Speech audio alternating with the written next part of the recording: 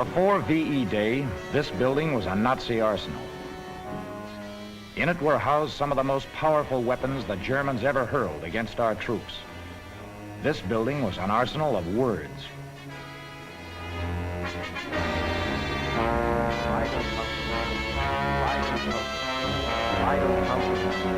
Divide and conquer. Divide and conquer. Divide and conquer. Divide and conquer. Divide and conquer. Divide and conquer. Divide and conquer. Divide and conquer. Divide and conquer. A powerful weapon, gentlemen. And I'm pleased to tell you that we are using it well. In America, for example, we have a very fertile field, a mongrel nation. There we are able to play on many strings. Protestant against Catholic, Gentile against Jew, capital against labor, white man against black. Consider this last group, for example. In the American army, 1 out of every 10 soldiers is a Negro. We are working constantly through our agents in America to divide these black men from the whites. Here we are playing on frictions that already exist. And it is not difficult to build these up, to persuade the Negro to hate the white man, and to convince the white man that the Negro is stupid and irresponsible, unfit to handle the tools of modern war. When the real test comes, you will see the results. By splitting off the Negroes, we will in effect have reduced the American army by 10%. 10% casualties without firing a shot. 1 million enemy soldiers, gentlemen. That is a major engagement. And if this mongrel American army dares to attack the sacred shores of the fortress Europe, you will see chaos in their ranks. These are the sacred shores of the fortress Europe. And approaching those sacred shores is the mongrel American army.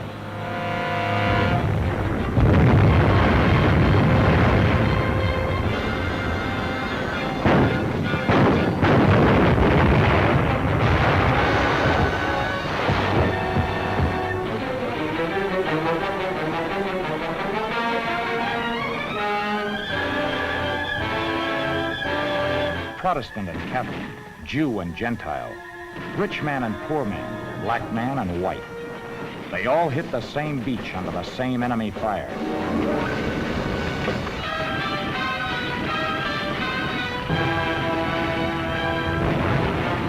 When they were hit, they felt the same pain.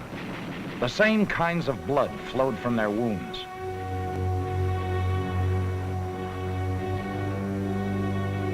They established their beachhead and they held it. The Americans had landed. They were fighting a bloody path across the hedgerows of Normandy when a counterattack came. This attack came from the sky, but it wasn't the German Litvak. For 3 days and nights, the storm swept the English Channel. It hit the beaches that were supplying our army and wrecked everything in its path. 2 years of careful planning and hard labor. 2 years of skill and sweat. Inland, 500,000 fighting men were using up supplies, and they couldn't wait for more. This gun would need ammunition. The tanks would need gas. The men would need food. But these supplies were marooned in ships offshore. The Germans held the ports, and they were encouraged. They had said we couldn't supply our army without a harbor. Now they were sure of it. It was impossible to deliver the goods over the beaches. Well, maybe it was impossible, but we did it. We did it with the strangest American fleet that ever put to sea. With these amphibious 2.5-ton trucks, the men of the port battalions established a 24-hour-a-day ferry service. They picked up the supplies from the ships offshore and delivered them where they were needed, on the continent of Europe. This soldier did his job, and so did this one. They had a common goal, and they delivered the goods. Ammunition for General Hodges' men, gasoline for Patton's tanks, food, clothing, vehicles.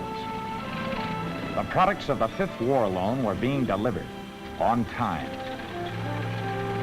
Yes, it was a miracle, but we needed more miracles, bigger miracles, because now we had 1 million men on the continent of Europe. When this man ran out of ammunition, would there be more? When this soldier picked up a field telephone, could he get through to headquarters? Would there be gas enough to keep this tank rolling into the heart of Germany? Miracles. That's what we needed, a bunch of miracles, in a hurry. Broad, smooth highways. Railroads like the Union Pacific or the Santa Fe. Airfields with concrete runways for the heavy transports. We needed a harbor like New York or San Francisco. We needed a telephone switchboard that could reach 1 million men. And that's just what we got. These are the kind of men who did the job. The Germans said these men couldn't work with other Americans. They told this man he couldn't count on the American at the other end of the wire. They said he wouldn't be there. They said he was shiftless, lazy, stupid, irresponsible.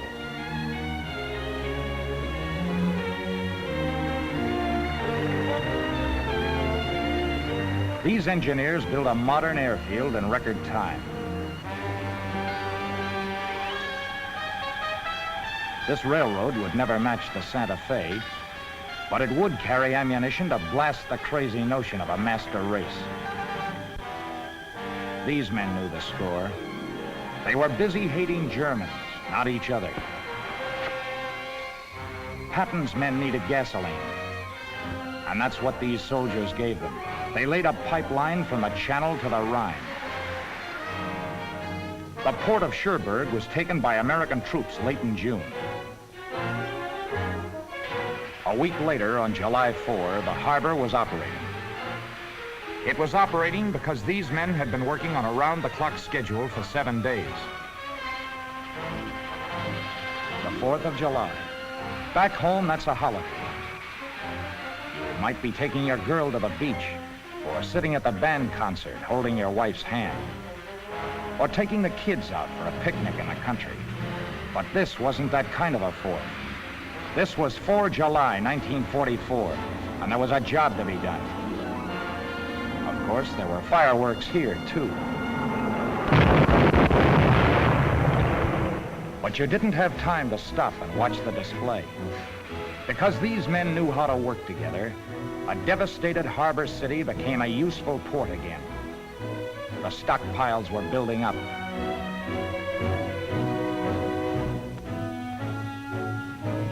But up forward, the armies were on the move. The first was smashing across Normandy, 10, 15 towns a day. Patton made a wide-end run and slashed to within 25 miles of Paris. They were outrunning their supplies. There was talk about running short of artillery ammunition and food and gasoline. One thing saved the day: a steering wheel and a pair of hands. 9,000 steering wheels and 9,000 pairs of hands. The Red Ball Highway, a trucking job that carried the goods from the docks of Cherbourg to the armies at the front. The schedule, 24 hours a day. The drivers, a bunch of American soldiers. Men who drove from sunup through blackout. Men who were bombed and strafed, and sometimes killed by mines.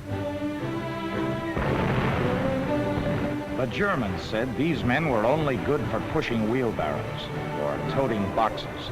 Well, if this is toting boxes, nice toting, soldier. These are the men who couldn't work together, who'd never get along. They didn't agree with you, Dr. Goebbels. General Eisenhower didn't agree with you either. Speaking for him is Major General E.S. Hughes, who expresses the appreciation and commendation of the Supreme Allied Commander. The success of our recent military operations, he says, depended on the Red Ball Highway for the delivery of vital supplies. When those supplies were most desperately needed, the Red Ball drivers delivered the goods. Congratulations for a tough job well done. In the air over Germany, another Nazi myth was being shattered. You couldn't sell prejudice to the 15th Air Force, Mr. Hitler. On a bombing mission over enemy territory, a fighter escort is a mighty comforting sight. You don't ask who the other pilots are or where their grandfathers came from. You know they're Americans, and that's good enough. This man thought it was plenty good enough. As far as he was concerned, this man could fly top cover for him any day. He'd been out with a 332nd Fighter Group before.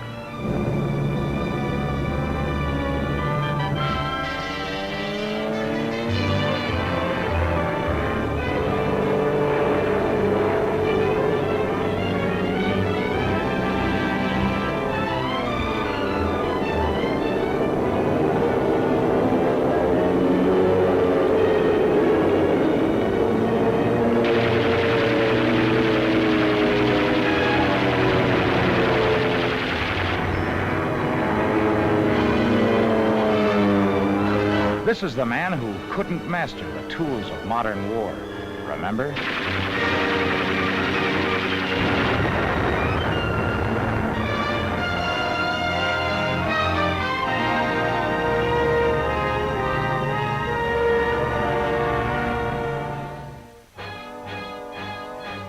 In the ground fighting, too, Americans were working together as a team.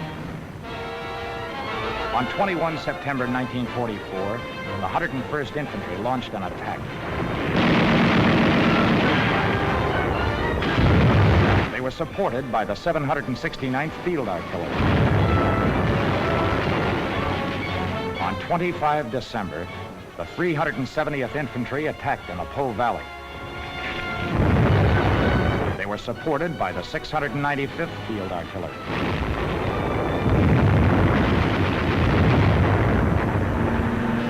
On 16 March 1945, the 409th Infantry cracked the famous Siegfried Line. Running interference for them was the 761st Tank Battalion. This veteran tank outfit fought with the 3rd, 7th, and 9th Armies.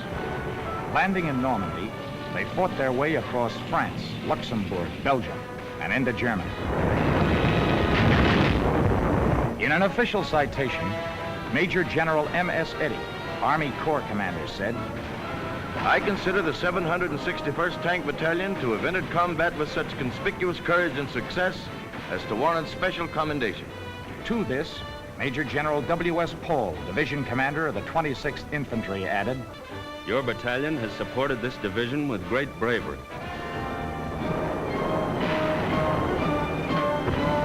These men had to have a belief in each other and in their country that was stronger than anything the enemy could hurl at them.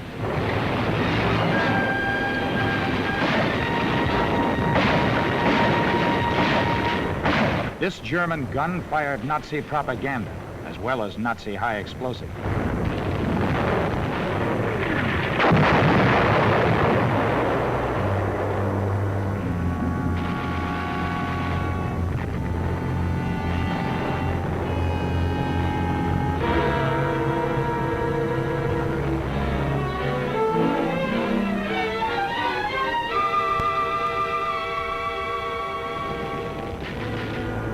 These men needed each other. What would this man do? That's what this man wanted to know. We know now what he did. We know what they both did. And we know that they did it together. The price was not easy to pay, but they paid it.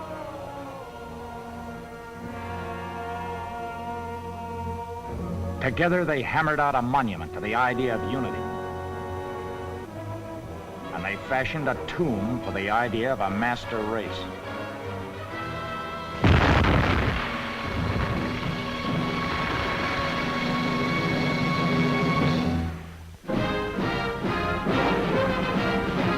These are the Americans who did the job.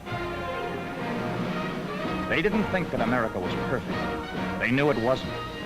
They didn't believe that prejudice doesn't exist, because it does. But they all agreed with Sergeant Joe Louis when he said, "There's nothing wrong with America that Hitler can fix." And they proved on the battlefields of Europe that there's nothing wrong with America that Americans can't fix.